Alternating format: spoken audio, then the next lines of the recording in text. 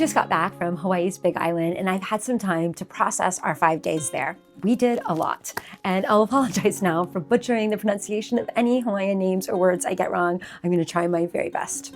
So today I want to take you through everything we did on Hawaii's Big Island. The hikes, our favorite snorkeling spots, hotels, drives, costs, what we thought was worth the money, what surprised us, and why this island felt so different from Oahu or Kauai. Those are the two other islands we've been to. Okay, so we spent Thursday through Sunday on the west side, Kona, at the Outrigger Kona Resort on Keauhou Bay, then Sunday through Tuesday in Hilo at SCP Hilo Hotel. And splitting the trip between Kona and Hilo turned out to be one of the smartest decisions we made because the two sides feel completely different from each other. Different climate, different terrain, different atmosphere. They're also hours apart depending on which route you take, so staying on both sides cut our drive time down significantly. And it gave us more time to actually explore what each side of the island offers. So I highly recommend doing this if you have more than a couple of days on the Big Island. Okay, so like I said, my husband and I have both been to Oahu and Kauai.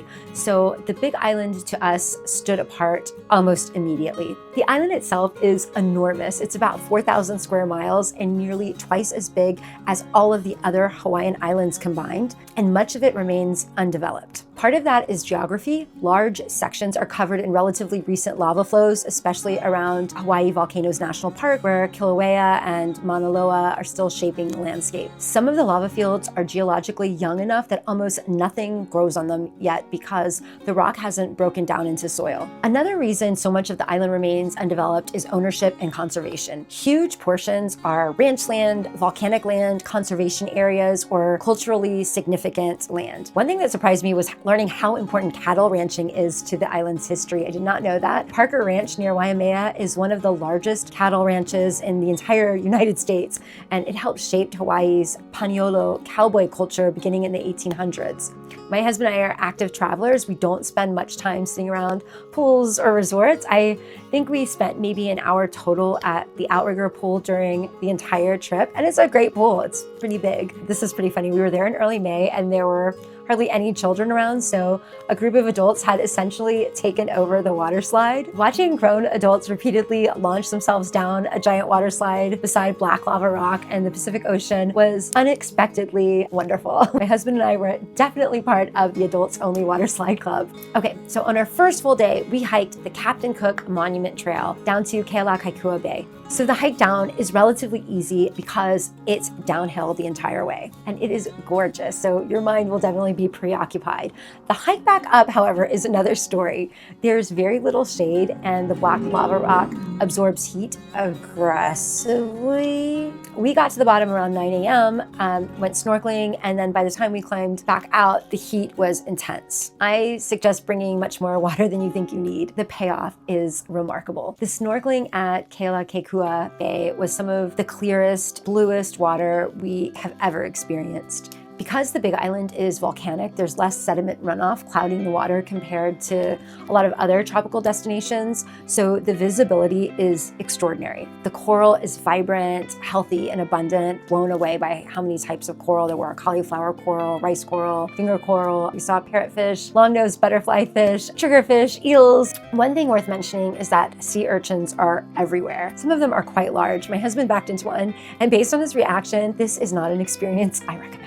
Definitely watch where you step and where you put your hands. The other thing you quickly learn is that mongoose on the Big Island are tiny, opportunistic thieves. We had to hang our bags from trees when we went snorkeling because mongoose will absolutely go after your unattended food. They move quickly, have twitchy little bodies, pointed faces, and seem completely unbothered by humans. We watched one attempt to raid someone's backpack while people were swimming. Another place we loved was Two Step at Haunanau Bay. This may have been my favorite overall snorkeling location because it's so accessible. The entry point is exactly what it sounds like: two natural lava rock steps leading into the ocean. And it's pretty big, so there's lots to explore. Once you're in the water, visibility opens up immediately. It is amazing. It's a place where you can comfortably spend an entire afternoon. Snorkel for an hour, come back out, eat lunch on the rocks, watch the ocean, go back in again. It's a really picturesque place. One of my favorite hikes overall was the Makaula O'oma Trail in the cloud forest above Kona. What surprised me most about this trail was how cool and refreshing it felt compared to the exposed volcanic terrain near the coast. The trail moves through ohia trees, giant ferns, moss-covered trunks, and thick mist that rolls through unexpectedly. It was Pacific Northwest meets tropical Hawaii. And the hike itself is approachable. The grade is gentle enough that I think most beginners could comfortably enjoy it. One thing I really appreciated as a California hiker is that hiking on the Big Island feels comparatively low stress in terms of wildlife. No mountain lions, no snakes, no bears. Wild boars are pretty much the only thing you have to worry about, and even those aren't problems according to locals. So my husband spotted a small boar near the trail and it ran from us. One of the biggest highlights of the trip was the manta ray night snorkel off the Kona coast. We booked our manta ray night snorkel through My Kona Adventures. I'll link them in the description. They were fantastic.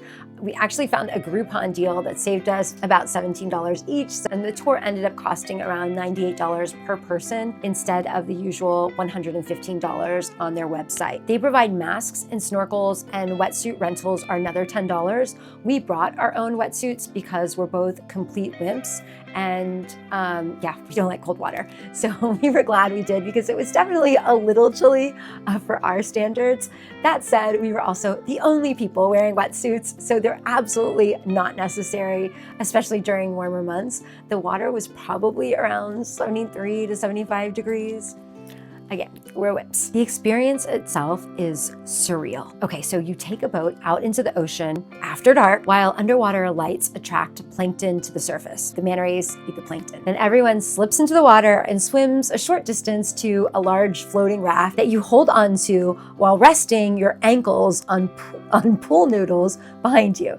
The idea is to keep everyone floating flat in the water in sort of a Superman position so you don't accidentally touch the manta rays, which is prohibited by law. Although apparently if a manta touches you, it's supposed to bring lifelong luck, according to our boat captain Koa and his assistant Taco. At first, you're mostly staring down into black ocean water, waiting for something to appear. And then suddenly these enormous manta rays emerged from the darkness below. Some of them are absolutely massive.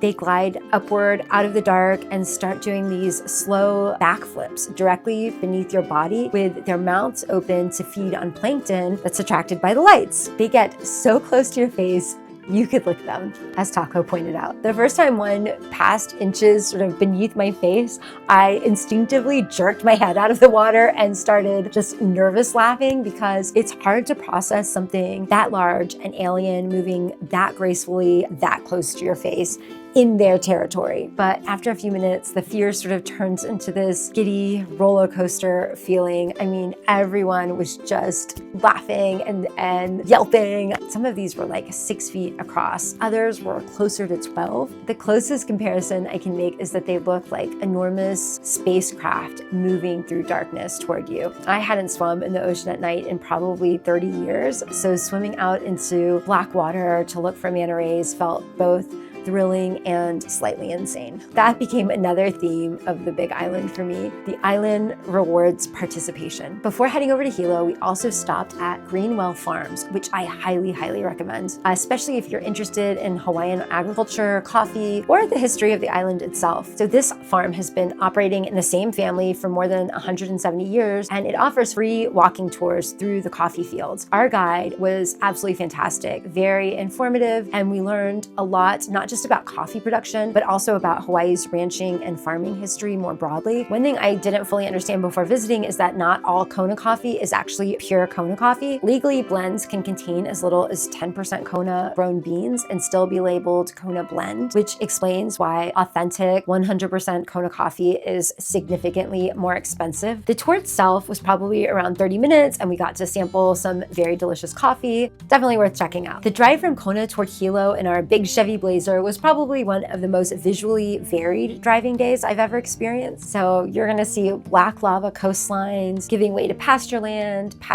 becomes rainforest becomes fog, then suddenly you're driving beside volcanic craters. You move through multiple climate zones in a single day. We drove stretches of the Hawaii Belt Road and then Kahu Scenic Byway, including areas near mile marker 75, where the road cuts through enormous lava fields created by past eruptions. Some parts of the drive drive genuinely look like another planet. We also stopped at the southernmost point in the entire United States at Kalae, which is basically a series of dramatic volcanic cliffs jutting into the Pacific Ocean. We got there right before the tide started coming in, so we were able to carefully walk out onto the rocks to the actual southernmost point. There's also a much safer viewing area called the accessible southernmost point if you value self-preservation. From there we headed toward Punalu'u'u Black Sand Beach, which was formed by lava rapidly cooling when it hit the ocean. The sand is made from tiny fragments of volcanic basalt, giving it that striking black color. Nearby we hiked the Pu'ulokuana cinder cone, which looked almost impossibly green against the surrounding volcanic landscape. The hill is covered in thick grass, soft enough to walk barefoot. By the time we reached Hawaiʻi Volcanoes National Park the next day, it felt like we had already driven through half a continent's worth of landscapes. Okay, so on Monday, we pretty much dedicated that day to Kilauea Trail Loop, which takes you down through rainforest and onto the crater floor itself. The trail itself is excellent because it keeps changing terrain the entire time. You're gonna get to see rainforest, steam vents,